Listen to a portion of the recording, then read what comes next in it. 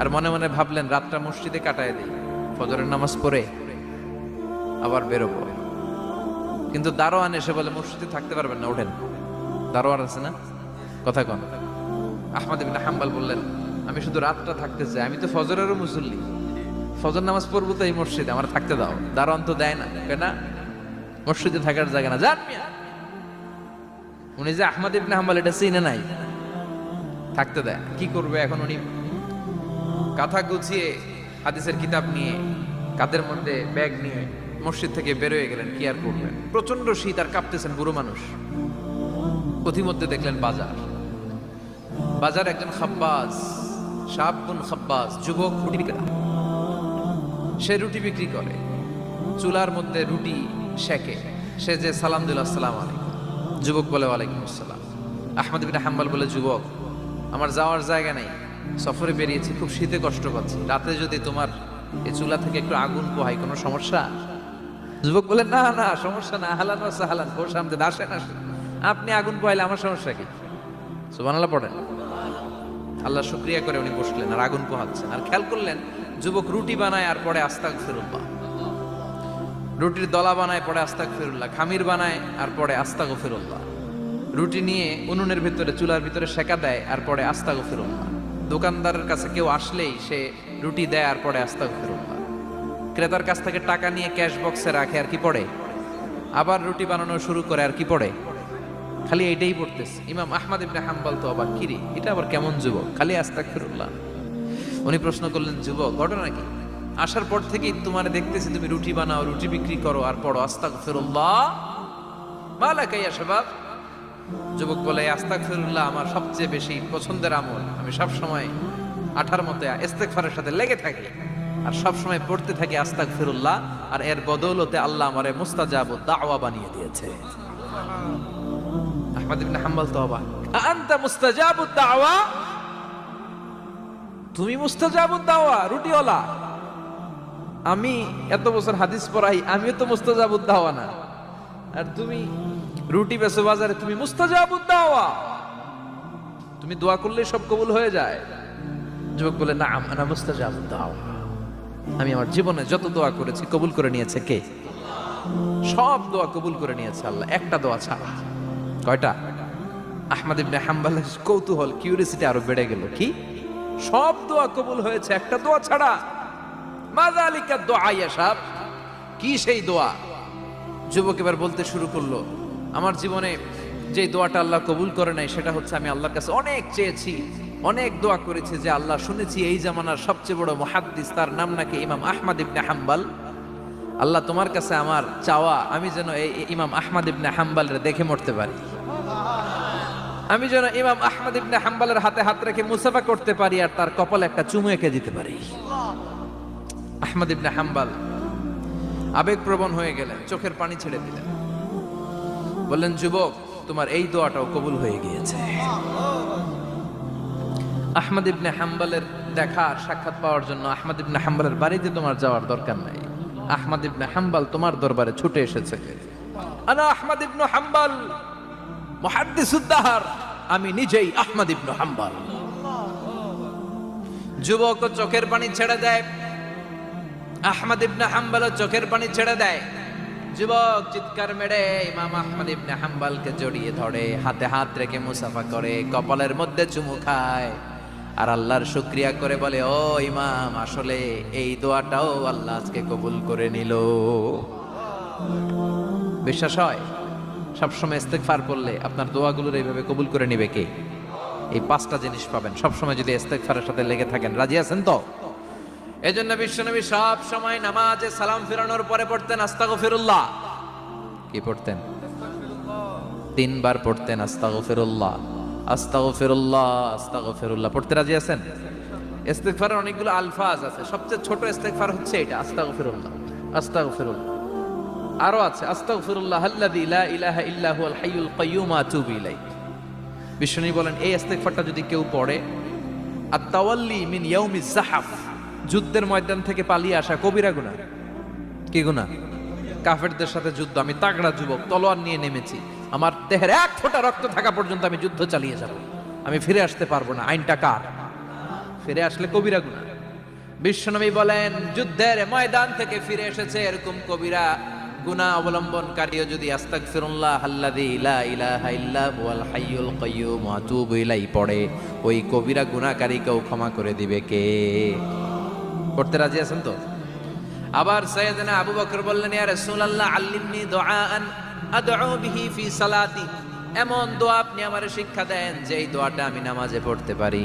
বিশ্বনবী বললেন, পড়ো আল্লাহুম্মা ইন্নী যালামতু নাফসি যুলমান কাসীরান ওয়া লা ইয়াগফিরুয যুনুবা ইল্লা আনতা ফাগফিরলি মাগফিরাতাম মিন ইনদিক ইন্নাকা আনতাল গফুরুর রহিম। সুবহানাল্লাহ পড়েন। এটাও ইস্তেগফার। আমরা এটার বলে দোয়া মাসুরা, সালাম ফেরানোর আগে পড়ি না? যেখানেই ক্ষমা চাওয়ার কথা আছে ওইটারই কি বলে? ইস্তেগফার। আল্লাহুম্মা ইন্নী যালামতু নাফসি, আল্লাহ জুলুম করেছি, যুলমান কাসীরা, অনেক জুলুম। ওয়ালা ইয়াগফিরুয যুনুবা ইল্লা আনতা, তুমি ছাড়া এই গুনাহ ক্ষমা করার তো কেউ নাই। ফাগফিরলি মাগফিরাতাম মিন ইনদিক, তোমার দয়ায় আমারে ক্ষমা করে দাও। ইন্নাকা আনতাল গফুরুর রহিম, তুমি হলা ক্ষমাশীল। ঠিক কি না? এটাও ইস্তেগফার, এটাও পড়বেন। আর এই সব ইস্তেগফারের শ্রেষ্ঠ ইস্তেগফারের নাম সাইয়্যিদুল ইস্তেগফার। যত ইস্তেগফার হতে পারে এর মধ্যে সবচেয়ে শ্রেষ্ঠতম ইস্তেগফার নাম কি? কথা কন। বুখারীর বর্ণনা, শাদ্দাদ ইবনে আউস রাদিয়াল্লাহু তাআলা আনহু বর্ণনা করেন, এই সাইয়্যিদুল ইস্তেগফার দিনের বেলা যে পড়বে ওই দিনে মারা গেলে সে জান্নাতি। এই সাইয়্যিদুল ইস্তেগফার রাতের বেলা যে পড়বে ওই রাতে যদি ইন্তেকাল হয় ওই লোকটা জান্নাতি। মুখস্থ আছে না? কার কার মুখস্থ হাত তুলেন? মাশাআল্লাহ, তাবারাকাল্লাহ, মাশাআল্লাহ, মাশাআল্লাহ। আর যাদের নাই তাদের হোমওয়ার্ক, তাদের আল্লাহুম্মা আনতা রাব্বি লা ইলাহা ইল্লা আনতা খালাকতানি ওয়া আনা আবদুক ওয়া আনা আলা আহদিকা ওয়া ওয়া'দিকা মাস্তাতা'তু আউযু বিকা মিন শাররি মা সানা'তু আবু'ু লাকা বিনি'মাতিকা আলাইয়া ওয়া আবু'ু লাকা বিযামবি ফাগফিরলি ফাইন্নাহু লা ইয়াগফিরুয যুনুবা ইল্লা আনতা। সুবহানাল্লাহ পড়েন। আজকে রাতে পড়ছেন, মারা গেলে জান্নাতি। চিল্লায় পড়েন না আল্লাহু আকবার। এজন্য বিশ্বনবী বলেন, আমার আগের গুনাহ মাফ, পরের গুনাহ মাফ, তারপরেও প্রতিদিন আমি 70 বার তওবা ইস্তেগফার পড়ি। আজকে থেকে পড়তে রাজি আছেন তো? বেশি বেশি ইস্তেগফার পড়া যাবে না? একটু প্রাণ খুলে দিল খুলে আওয়াজ করে পড়েন তো আস্তাগফিরুল্লাহ। আর জোরে পড়েন আস্তাগফিরুল্লাহ। আবার সবাই পড়েন আস্তাগফিরুল্লাহ। সব সময় তওবা ইস্তেগফার যারা পড়ে তাদেরকে পছন্দ করে কে? সব সময় জিকির করে করে জিহ্বাটারে যারা ভিজিয়ে রাখে তাদেরকেও পছন্দ করে কে? আল্লাহ বলেন, ওয়াজকুর রাব্বাকা ফি নাফসিকা তাদাররুআন ওয়া খীফাতান ওয়া দুনাল জাহরি মিনাল কওলি বিল গুদুবি ওয়াল আসাল ওয়া লা তাকুম মিনাল গাফিলিন। সুবহানাল্লাহ পড়ে। আল্লাহ বলেন, ওয়াজকুর রাব্বাকা ফি নাফসিক, আল্লাহরে মনে মনে ডাকো।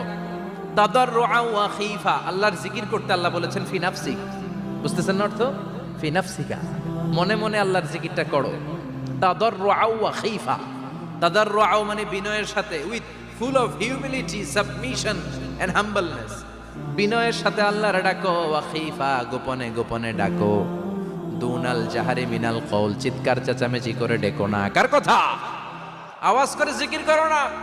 এই যে আমরা মাহফিলে লা ইলাহা ইল্লাল্লাহ জিকির করে, এটা তালিম। উদ্দেশ্য কি? তালিমের জন্য আওয়াজ করে জিকির জায়েজ আছে, কিন্তু ব্যক্তিগত জিকিরের যে ইবাদতটা এটা আস্তে আস্তে হইতে হবে, এটা ভদ্রভাবে হতে হবে, চিল্লাচিল্লি করে নয়। আবার তালিমের জিকির ওইটাও ভদ্রভাবে।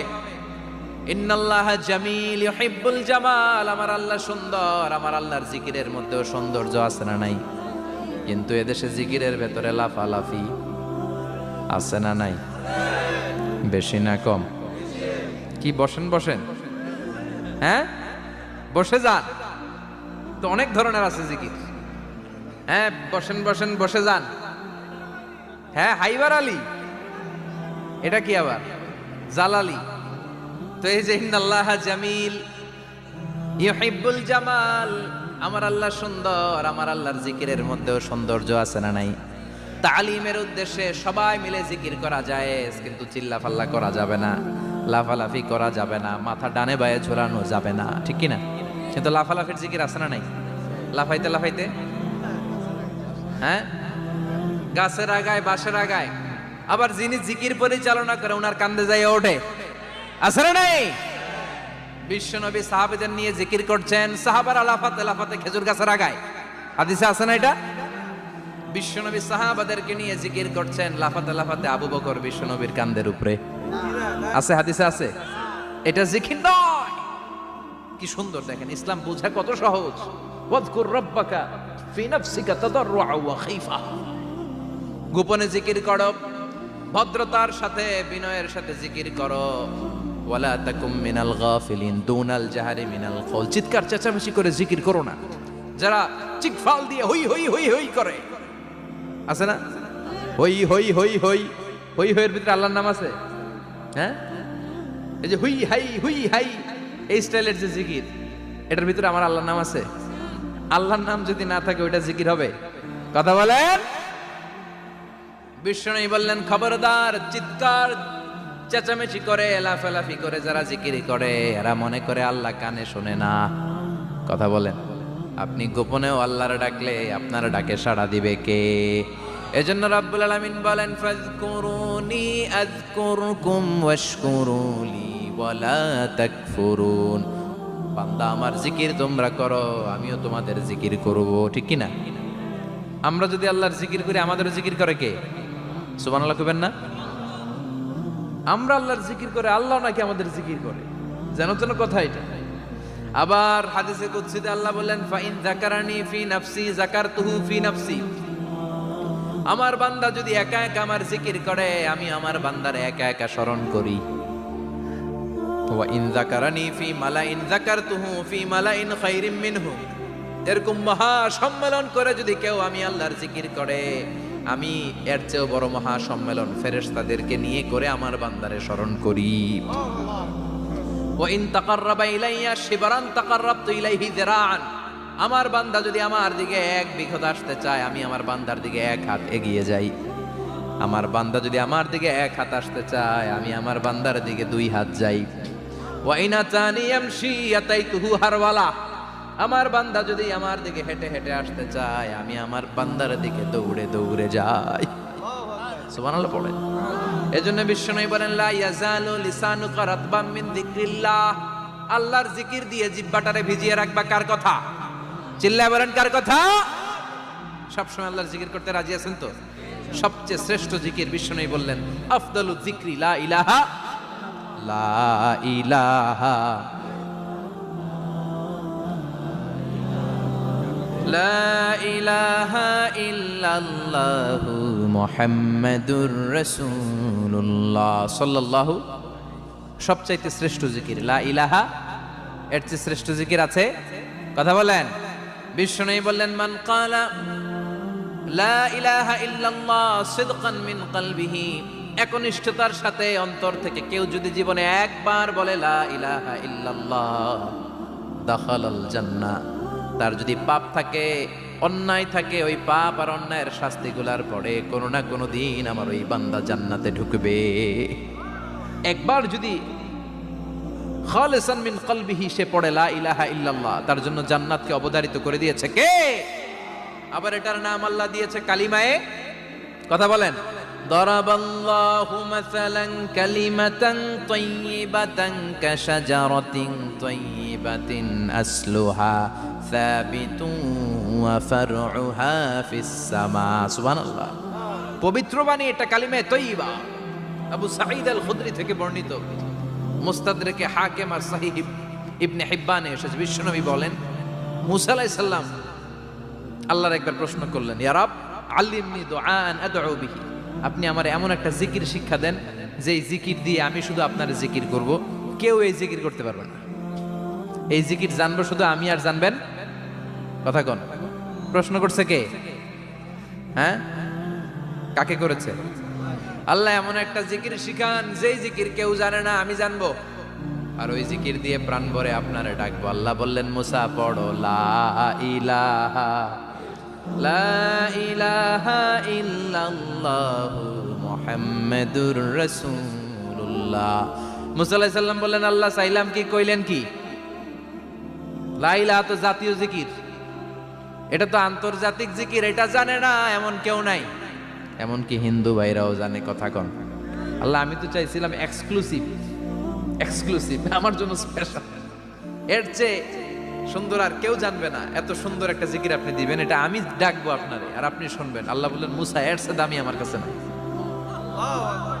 লাউ তাদউ লা ইলাহা ইল্লাল্লাহ ফি কাফা, লা ইলাহা রে যদি মুসা এক পাল্লায় রেখে দাও, ওয়াস সামাওয়াতু সাবউ ওয়াল আরদিন, সাত আকাশ সাত জমিন যদি আরেক পাল্লায় রেখে দাও, লা ইলাহা এক পাল্লায়, সাত আকাশ সাত জমিন আরেক পাল্লায় ওজন যদি দাও, লা রাজাহাত কাফাতু লা ইলাহা ইল্লাল্লাহ, মুসা দেখবা মুহূর্তের মধ্যে লা ইলাহা ইল্লাল্লাহর পাল্লা ভারী হয়ে গেছে। সাত আকাশ সাত জমিন এক পাল্লায়, শুধু লা ইলাহা ইল্লাল্লাহ এক পাল্লায়, মুহূর্তে লা ইলাহার পাল্লাটারে ভারী করে দিবে কে? এটা বিপ্লবী বাণী। আমরা এটার ভিক্ষার মধ্যে লাগাইছি। এখন ভিক্ষা করার সময় লা ইলাহা আছে না নাই?